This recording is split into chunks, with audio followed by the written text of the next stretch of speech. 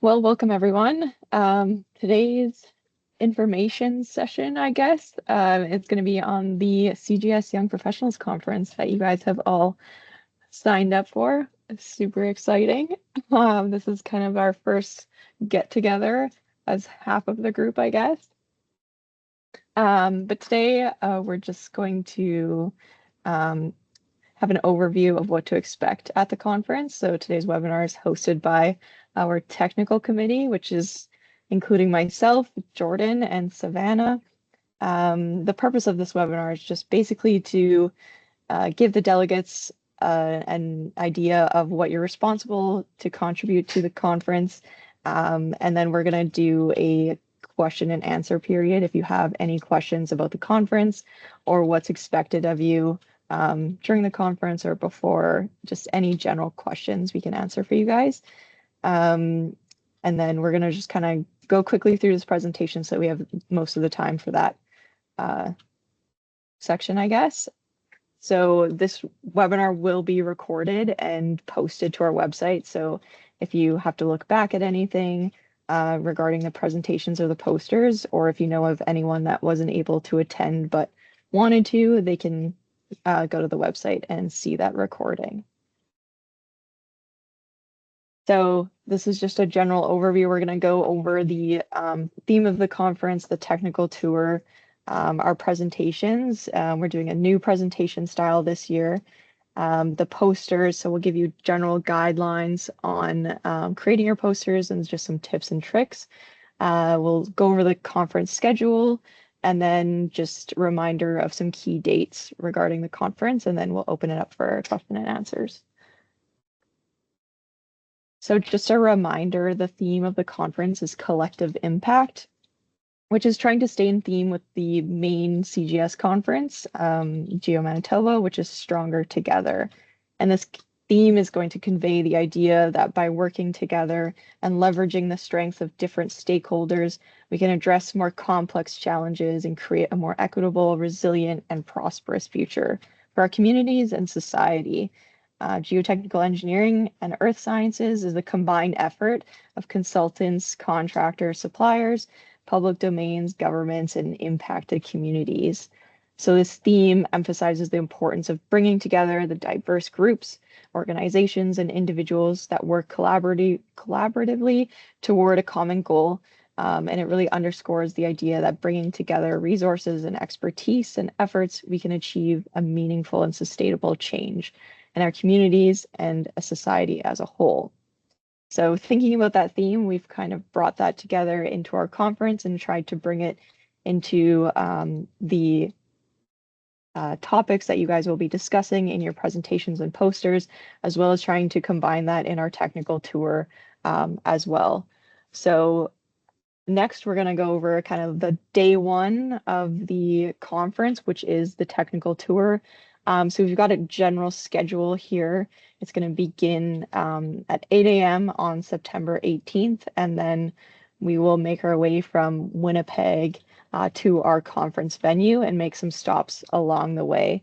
So it's just going to be a general overview highlighting, I guess, of Winnipeg and the surrounding areas. And then along our way, we're going to highlight some stops and just kind of what Manitoba has to offer in terms of geological engineering and just geology in general. So we have a full day scheduled. We're going to start off at the, I guess here's an overview of those of you who are not familiar with Manitoba, kind of how much of it we're going to be crossing and what you're going to see during the conference. So we'll be starting, can you see my mouse? Okay. We'll be starting in downtown Winnipeg, traveling south, and then following Highway 1 and 16 all the way up to Riding Mountain National Park, where our venue is located. So we get to start in the east and then cross to Western Manitoba. So important for everyone, especially those that may not be staying at the Alt Hotel the night before. We're going to be meeting at the Alt Hotel in the morning for registration. So you can all gather there, and then we'll be starting the tour. So we're going to be loading the bus Breakfast will be provided for everyone that's attending the conference. And this will be opening at 6:30 in the morning, and then we're going to gather and start loading the bus at 7:30. So the address is there for anyone that is not staying at the hotel. So make sure that you're there to get on the bus. So once we are on the bus, our first stop is going to be the Human Rights Museum, which is at the Forks in Winnipeg. Um, so this is going to represent the cultural and social infrastructure of the city. At the museum, we'll begin outside where we're going to discuss the foundation of the building and the challenges of building on Winnipeg clays and near the Winnipeg River systems.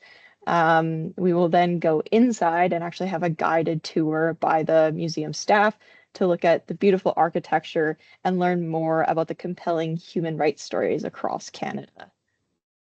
So from there, we're going to travel south to the Red River Floodway, which is one of Canada's most ambitious civil engineering projects, which is consisting of several kilometers of channel diverting the Red River floodwaters around Winnipeg. The floodway is a great example of risk management, hydrology, and civil engineering within environmental considerations, which had to balance the protection of the city and the rural land impacts. So we're actually going to be stopping at the inlet of the structure, and we are hoping to be able to get into the control room and have a look at what that looks like inside there. And we'll have staff from Manitoba Transportation speak about the operation of the floodway while we're there. And then we'll stop. There's like a National Historic Site that's also there that talks about the construction, and we'll have Ken Scaffold talk about kind of the construction and expansion of the floodway. We're also going to be providing lunch. That's probably key for you guys. So lunch will be given out, and we're going to eat it on the way to the national park from the floodway. Is kind of the plan. So we'll be touring west from Winnipeg to the national park, where we'll have Ken kind of go over the geology of Manitoba, highlight kind of the differences as we move from the east to the west. And we're going to take a break before we reach the national park to kind of give everyone a chance to stretch their legs and to use the washroom if needed. So we'll be stopping in Neepawa, which is just over halfway. So after that stop, we'll head to the national park, where we're going to have a tour of the Lakeshore Trail and the main pier redesign. So we'll have Parks Canada staff take us along the repaired trail and show us kind of what they've done after there was severe weather in 2022 that kind of caused flooding, and they had to do a lot of reconstruction. So we'll have a look at that and make our way kind of along the shoreline to the main pier. So once that's done, we will then pack up the bus and head to the venue where we'll check in before dinner, and that kind of will conclude the technical tour. So for that, I will pass it on to Savannah to talk about the presentations. Thanks, Robin. Yeah, so for this conference, we are asking that each delegate prepares both a 3-minute presentation in the Pechakucha style, as well as a poster to support and expand on their presentation. So we have now added a delegate registration page to our website, which has a lot of important information for your ease of access, including guideline documents for the presentations and posters, as well as a recording of the webinars. So this recording will be added there shortly after today's webinar. Next slide, please.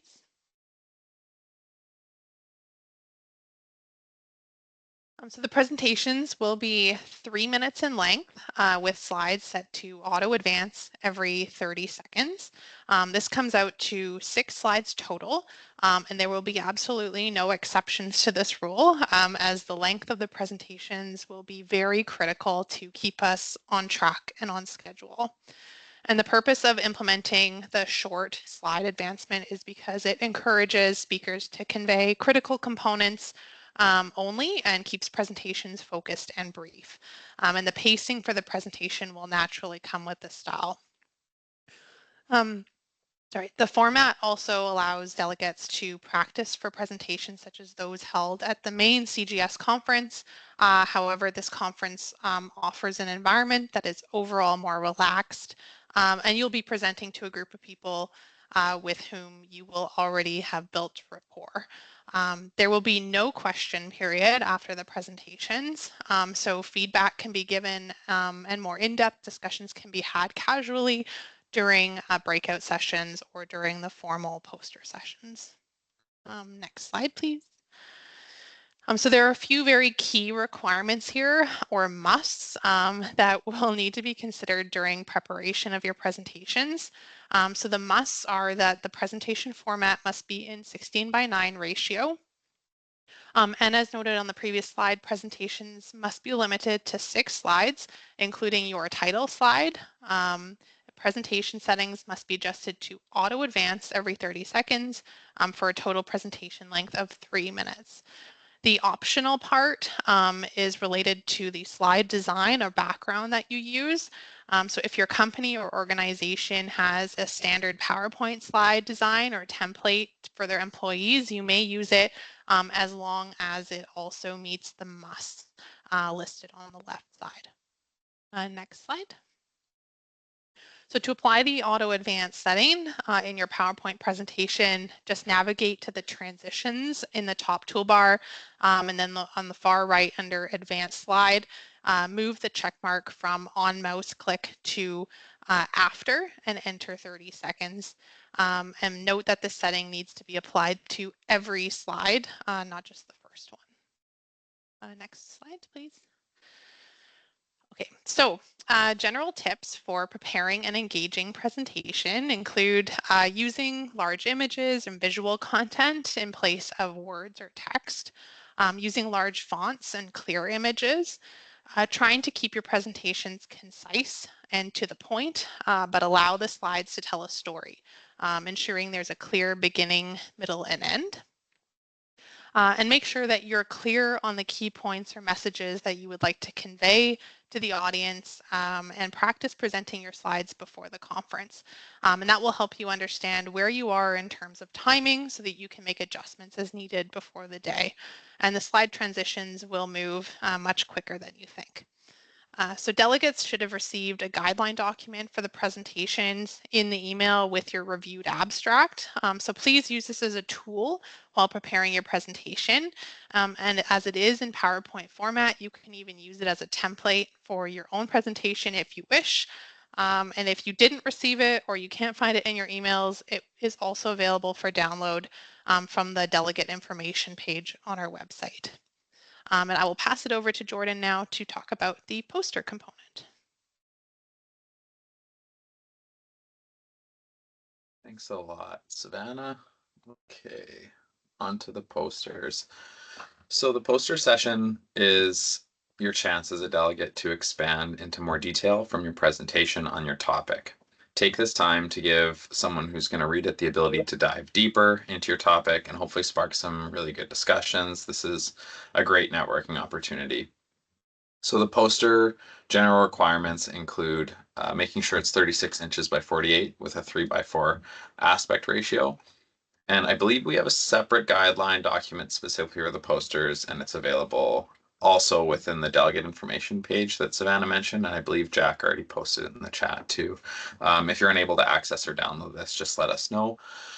And another piece is you're not required to submit your poster prior to the conference, but you are responsible to bring it with you and safely transporting it to the conference. So in the past, I know I used one of those little tube kind of protectors for a poster and brought it along on the tech tour with myself. And I think that's what most people do.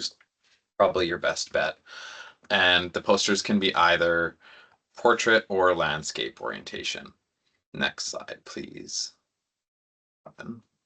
Thanks.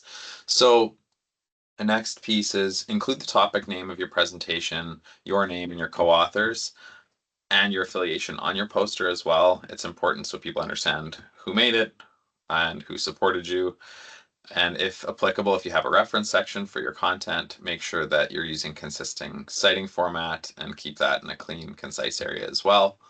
And include the logo of your affiliation or sponsor somewhere on the poster, considering the top or bottom banner space, as it'll be shown in the template as well. Next slide, please. So some poster examples. These are just some photos from our previous conference in the 2022 CGSYP in Banff. As you can see, it's important to provide visually engaging aspects. A lot of the posters were very, very well done, looked really clean. They helped allow and stimulate discussions on your topic and your content. Next slide, please. Thank you. So just a few other examples here. There's clear and inviting text. There was good organization. It's really important if the delegate's not able to be right by the poster, people want to review them afterwards. They get the opportunity to get the message across of what your topic was on and some of the best points about it. But the idea is that everyone will be together around their posters at different sessions, so you'll be able to stimulate that conversation. And I found it to be one of the best networking opportunities at the conference last time. You really get to chat, share your experiences, expand on your knowledge, and meet some of the other delegates in a great way. Next slide, please. So some extra tips for making an engaging poster. We put together large images, high quality images are obviously very good. Pictures speak 1,000 words, as it's always said. I believe it's really true. The second piece, your information should be really easy to consume. Make sure it's concise, allow people to read and absorb it in a reasonable time, and move between posters as they wish, because there's a limited time for each of these sessions. It should be able to explain your work without you being there, as I mentioned before, and select graphics and figures that best support the main talking points. Because obviously we've done a lot of work, we've prepared a lot of content, but sometimes it's best to just distill it down to what you find to be the most important and can show the most on the limited space that we have. And lay out your information in an organized, logical manner. Once again, it makes people move through your posters easily and naturally. Next slide, please. Okay, so from the clerical side of it all, maintaining consistent fonts, text sizes, colors that work together, it's just a great opportunity to practice professionally preparing an engaging poster or detailing any of your work or experience for others to see. Avoid including too much data on one figure or chart. If necessary, use multiple figures. Usually more figures are better. And data on your figures should be discerned with ease. Limit the number of colors and use high contrast colors and adopt different symbols as necessary. I know we as kind of engineers and geoscientists love to put a lot of data together, but as long as it's easily understood and easily consumed by people to view and get the points, that's important. And then, as I said before, use this poster to stimulate engaging conversation with your peers. It's a really good opportunity for that, and I think everyone's going to have a lot of fun with this. Next slide, please. Okay, so last piece, just when it's going on. So there's going to be Friday and Saturday sessions after all the presentations are complete, and the delegates will be assigned to their sessions in advance of the conference. Easels and with foam boards and clips are made available by the conference to mount your poster to during your designated sessions. And delegates presenting their posters should please make every effort to stay at their station while it's their session. For everyone else, use the time to walk around, network with your peers, and learn about each other's work and experiences. I think that's all I have here. I'll pass it on to Savannah again to go into the schedule in a little more detail. Okay, yeah, thanks, Jordan. Yeah, lots of information here, so hold tight. Okay, so breakfast and registration will be held at the Alt Hotel in downtown Winnipeg between 6:30 a.m. and 7:45 a.m. On Thursday, September 18th. This breakfast will be open to everyone, not just those staying at the hotel. So if you're local or you're not staying at the Alt, please join us there for some morning fuel before we embark on our journey. And just a reminder that your accommodation on the Wednesday night is not covered in your registration fees for the conference, and you will need to be booked or organized at your own cost. So we do have a room block available at the Alt Hotel in downtown Winnipeg, which is where the technical tour, as Robin mentioned, will also be departing from. And the booking link was provided during registration and also in the recent email that with your reviewed abstract, but we can send it again if there's anyone here that didn't receive it. So the technical tour, as described in detail by Robin, will start after breakfast, and registration will go until approximately 5:30 p.m., where we will, oh, sorry, breakfast, yeah, sorry, and we'll go until approximately 7, was it 7:45 a.m. And then, or sorry, the technical tour will go until 5:30 p.m., where we will arrive at the Elkhorn Resort to check in, and dinner will be provided shortly thereafter. The main conference days on Friday and Saturday have been structured so that all presentations will be completed on the first day. However, due to the number of registered delegates, we have split the poster sessions to 2 separate time slots, one on each day. Keynote speakers will also be split over the 2 days, and day 2 will mainly be focused on group activities, including one breakout session or workshop in the morning, and an interactive panel discussion starring our keynote speakers in the afternoon. The evening activities will consist of group dinners and optional social activities afterwards. One important item to note is that the dinners on the Friday and Saturday evenings will be held off-site in the nearby town of Wasagaming, which is an approximately 1.5 kilometer walk from the resort. So please keep this in mind when you're planning your outfits and your footwear. And then closer to the start of the conference, we'll be releasing a list of presenters, including your presentation time slot for each delegate, assignment to a poster session. And we will also be pre-assigning delegates into breakout groups for the morning activity or workshop session on the Saturday. We'll also be offering our delegates passes to the Nordic Spa as part of your registration. But again, due to the quantity of registered delegates, we will ask you to select the day that you would like to attend or use the pass, or alternatively, if you would like to opt out of this entirely. And the email will be sent to you at a later date regarding this, so please keep an eye on your inbox. And then regarding transportation back to Winnipeg from the conference venue, during registration, you were asked to confirm which day you will need to return to Winnipeg.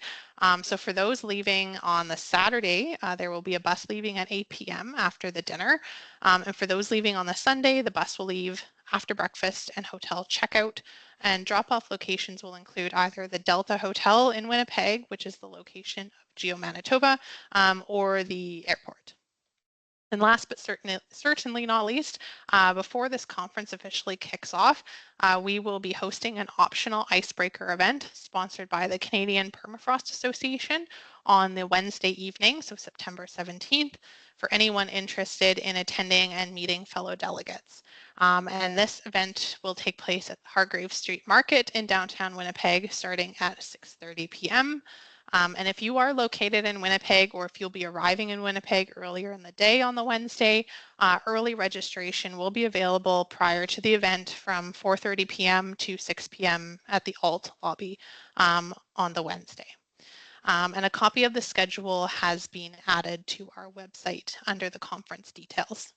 Next slide, please. So before we move on to Q&A, we have a few key upcoming dates for you to mark in your calendars. So as mentioned, the email with your reviewed abstract sent back on July 7th, and in the reminder sent out earlier this week, the deadline for submitting your revised abstract is today. So we still have not received quite a few revised versions, so please get those into us by end of today. And if you did not receive a copy of your reviewed abstract, please let us know. Your presentation slides will need to be completed and sent to us for review by August 28th. And as previously noted, submission of your poster is not required. Please just have them printed and bring them with you to the conference. And then lastly, if you are planning to stay at the Alt Hotel in Winnipeg the night before the technical tour, so that would be Wednesday, September 17th, and have not yet booked your room, please do so by August 15th to secure the preferred rate. And a booking link was provided during registration and in the email with your reviewed abstract. Again, if you need that link resent to you, please let us know. And just to repeat it here, accommodation for Wednesday night is not included in your registration fees. So whether you're staying at the Alt Hotel or elsewhere, it is the responsibility of each individual delegate to coordinate and cover that under their own cost. So I think with that, we can move to Q&A. So I think you can either put messages in the chat, which I think maybe a few of you already have, or feel free to unmute yourself if you'd like to just ask us live.